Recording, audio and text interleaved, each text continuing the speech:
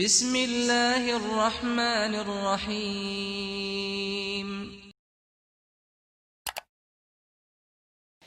Jadi mudah-mudahan Allah jaga hati kita, baik ketika kita diuji, bahkan ketika kita diberi nikmat, supaya dalam dua keadaan ini kita tetap menjadi mukmin yang ajaban, yang ideal, yang baik, yang insya Allah Allah suka sama kita.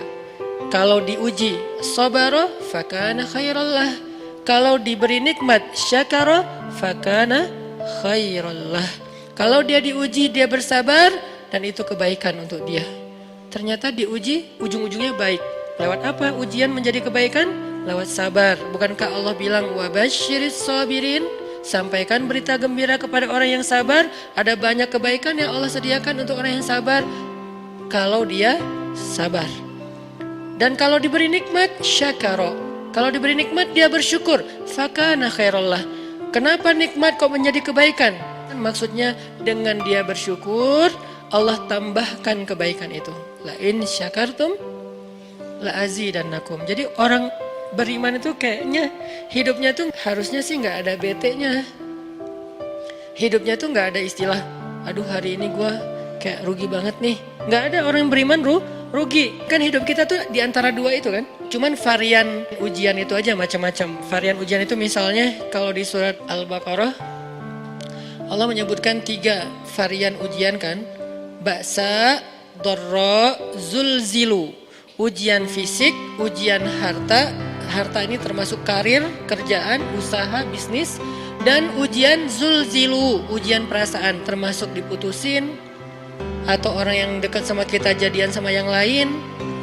Atau mungkin di unfollow oleh ya gitu deh.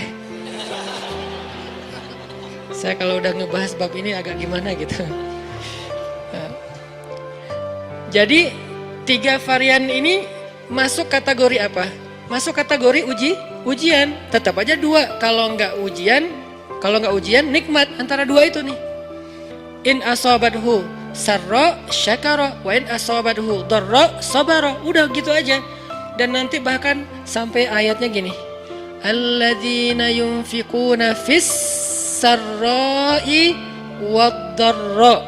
Orang yang tetap beramal soleh lewat hartanya dalam keadaan dia berkelebihan atau dalam keadaan dia kekurangan. Itu mukmin, keren banget gitu. Dia tuh nggak pernah kehilangan kesempatan berbuat baik. Baik beramal soleh ketika dia dalam keadaan dikasih nikmat maupun beramal soleh ketika dia dikasih ujian, tetap aja beramal soleh. Contoh yang ayat tadi.